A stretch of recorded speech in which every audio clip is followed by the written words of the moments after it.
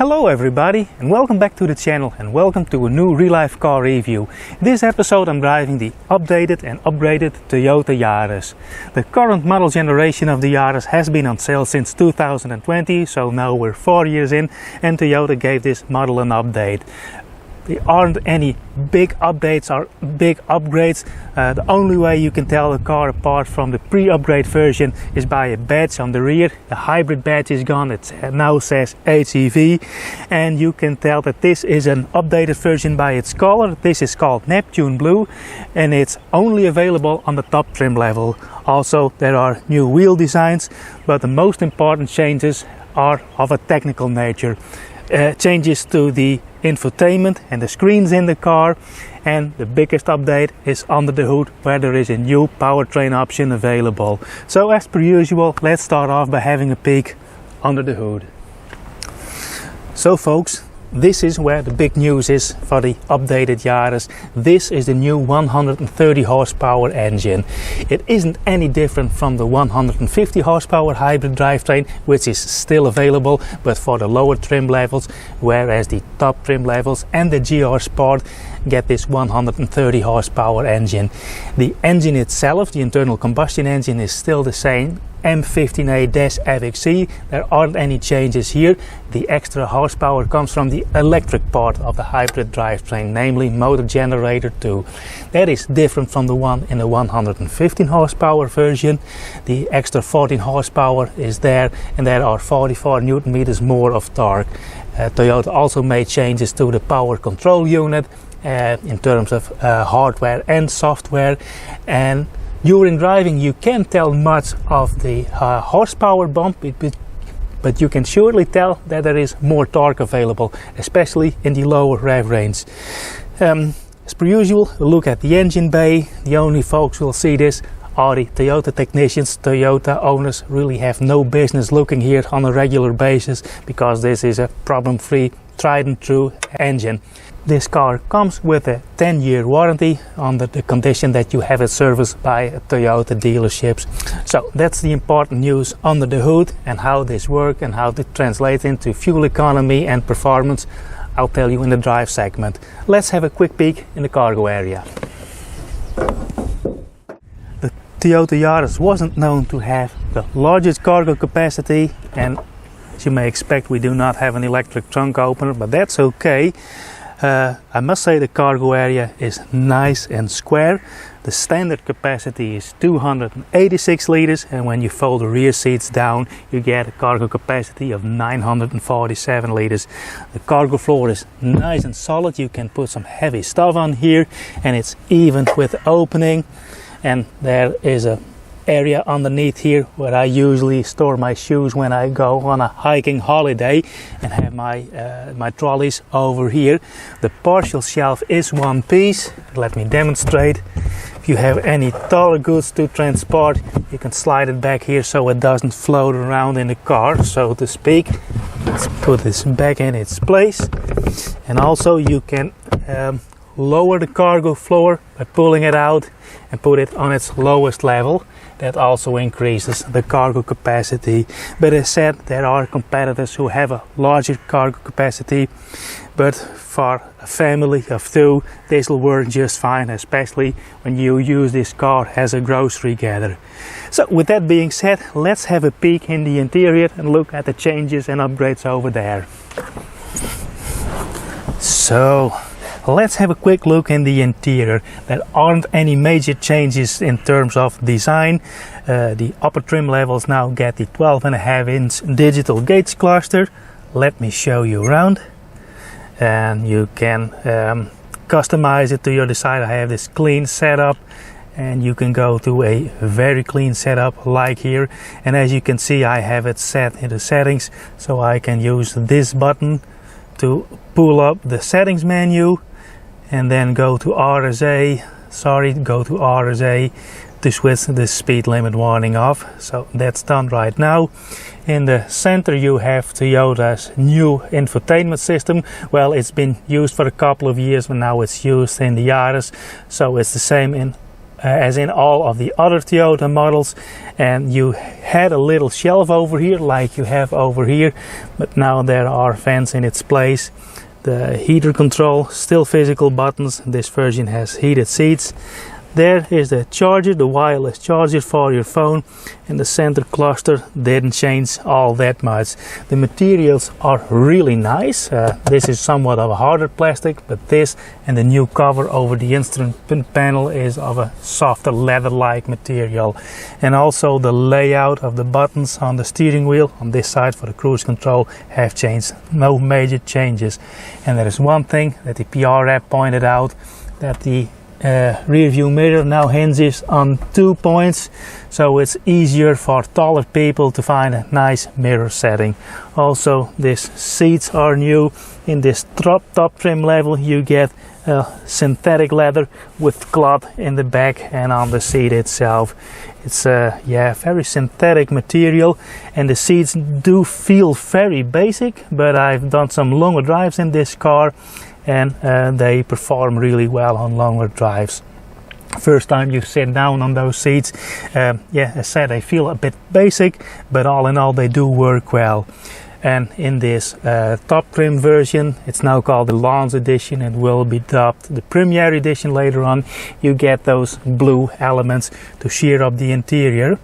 And I must say one thing that I wish Toyota had improved upon, that there would be more color options available for the entire lineup, but the only color option for the interior is black, or black, and that's a bit of a bummer. It could use a little bit more color.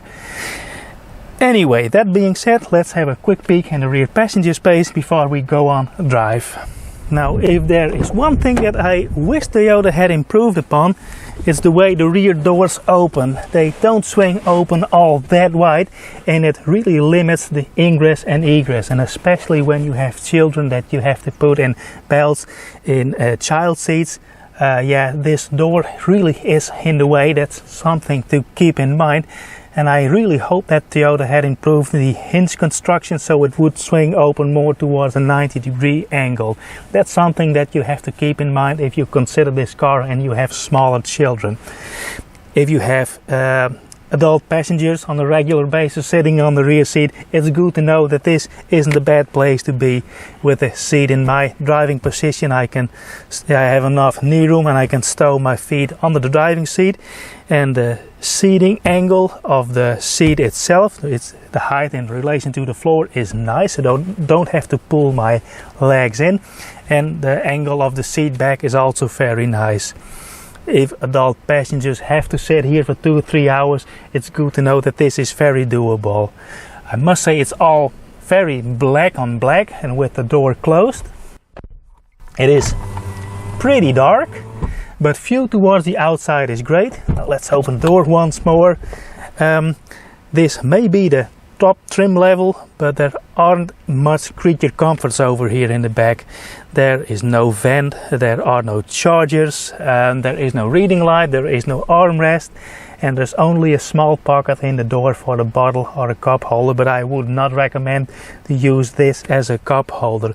It is very basic, but if you don't transport passengers on the rear seat all that often, it's not a bad place to be. It's very doable, I must say. So with that being said, let's head out for a drive. Okie dokie folks, we're on our way in the new 130 horsepower version of the Yaris Hybrid. One thing that stands out from the get-go in this car is the steering. The Yaris is well known for its ride and handling, its dynamic handling. I've driven the GR Sport before. That car has changes to the suspension and to the bodywork. There's more bracing, so it has more torsional rigidity. This is the standard version, and Toyota didn't make any changes to that. But one thing that you'll immediately notice is that the steering is very light and very precise. There's a dead horse I've been beating on over and over again, and that is that it doesn't have the same feedback as the older hydraulic steering have. But with this electric power steering, there is still so much feedback from the tires. It's very light. The car is very precisely to position on the road, and even if you're a calmer driver, if you're not an aspiring, dynamic or sporty driver, yeah, this will work just fine for you. The car doesn't get nervous, not at any speed. It's very convenient during maneuvering when you do a lot of inner city driving. But if you're more of an inspired driver, oh man, you can have so much fun with this steering system and this suspension setup. As said, it is very light, it is very precise. The car also feels nimble and light. The car is ready to go on the road, so with a passenger and a full tank of gas, I believe it weighs 1215 kilos, so for a modern car that's on the lighter side of things.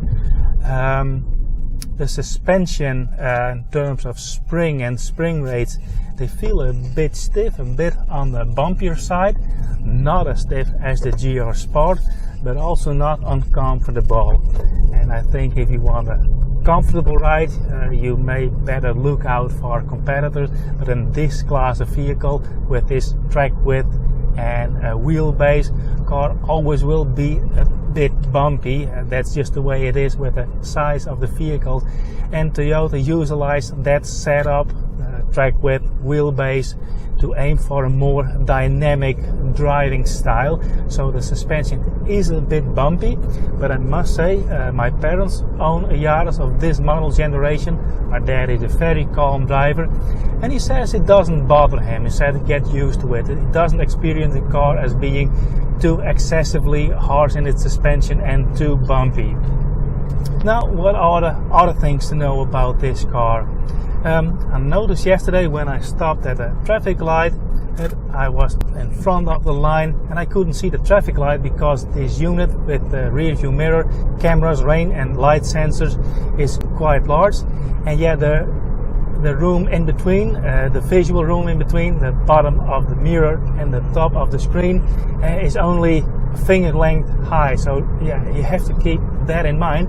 I noticed it because I couldn't see the traffic light, as I said, and this may have been the case in all the other cars I've tested before. I only noticed it then, but the visibility was the front is a bit more limited than in other cars I've driven, especially due to the A-pillars and the position of the door mirrors. Speaking of which, this car does have a rear view camera and the image quality is pretty low. I will capture that on video to demonstrate that. Given the screen size and resolution, a high definition camera would be in place, and that yeah, looked really cheap to me. So in the previous segment I've done some back road driving, calm driving. You can't tell all that much of the power bump, but you do notice that there is more torque in the lower end. Calmer driving, do some calmer driving, the car picks up really fast. You can tell that the larger motor generator, the more powerful motor generator, needs much less effort to speed up the car. It's much smoother and the acceleration is much more linear. Now we're approaching the highway, so let's give it the beans. Engine speeds up. There isn't a tachometer, but there is one in the head-up display that the top trim levels get. When you floor it, it gets up to 5,000 RPM. It's 5,700 RPM for the red line. It's hard to see on that small screen, but it's there. So where at highway speeds, you can tell there is a bit of wind noise, and this is where you can tell where the extra horsepower are when you accelerate to do overtakings on highway. If you have the 150 horsepower version of this car, and you do a lot of highway driving and you do wish that the car was a bit faster, well, then it's a good time to pick the 130 horsepower version of the Yaris. But other than that, if you don't drive on highways all that often, it's not really worth putting the money in to buy this newer version. So let's exit over here. Now what's most noteworthy isn't the extra horsepower, it's the extra torque, and I think the typical buyer demographic of the Yaris will appreciate that extra torque. But must be said that also the 150 horsepower has more than enough power and torque, but this just has that little bit extra.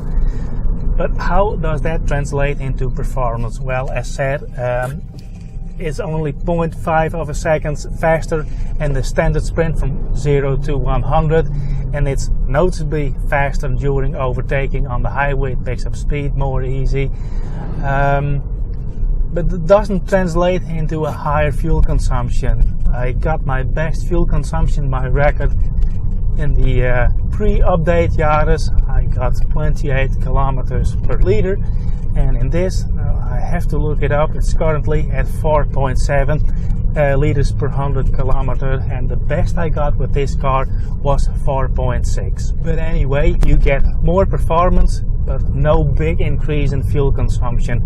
It's one of the most fuel economical cars you can get nowadays. So with that, I think I've touched upon all my talking points for the updates of the Toyota Yaris.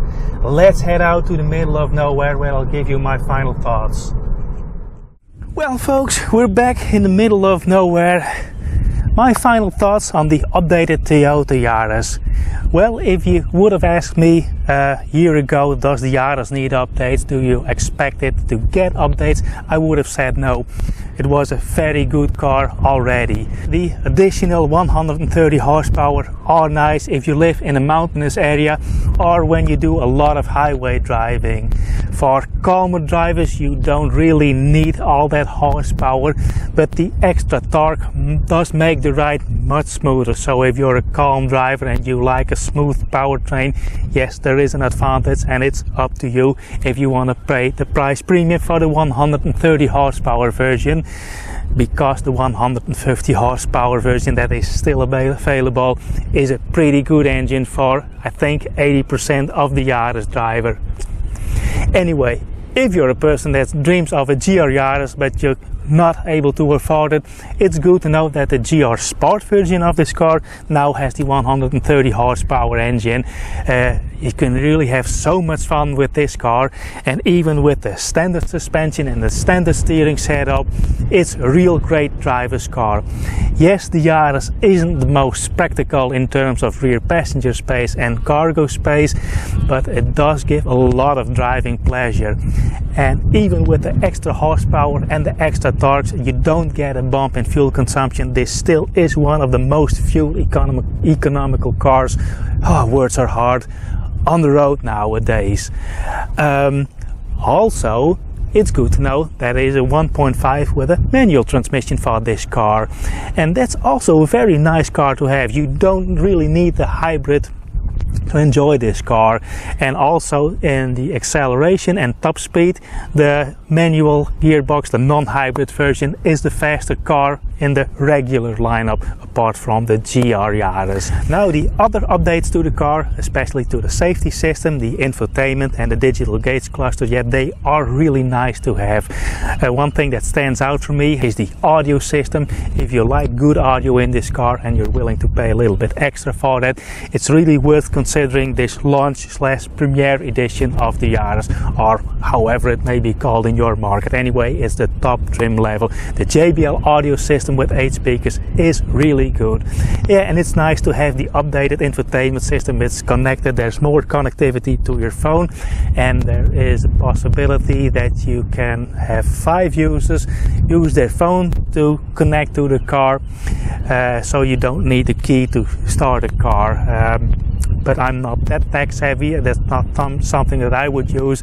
But if you have a family where you have more drivers in one car, that's a real nice thing to have. Anyway, that's it for this episode of Real Life Car Reviews. I hope you liked following me along, and if you did, please consider subscribing to my channel, put on notifications, give me a like, and leave a comment if you have any questions or constructive feedback. And if you want to help support the channel, you can do so by buying me a coffee, and for that I leave the link down below in the description box. For now, I would like to thank you for watching, and I hope to see you on the next one. Bye!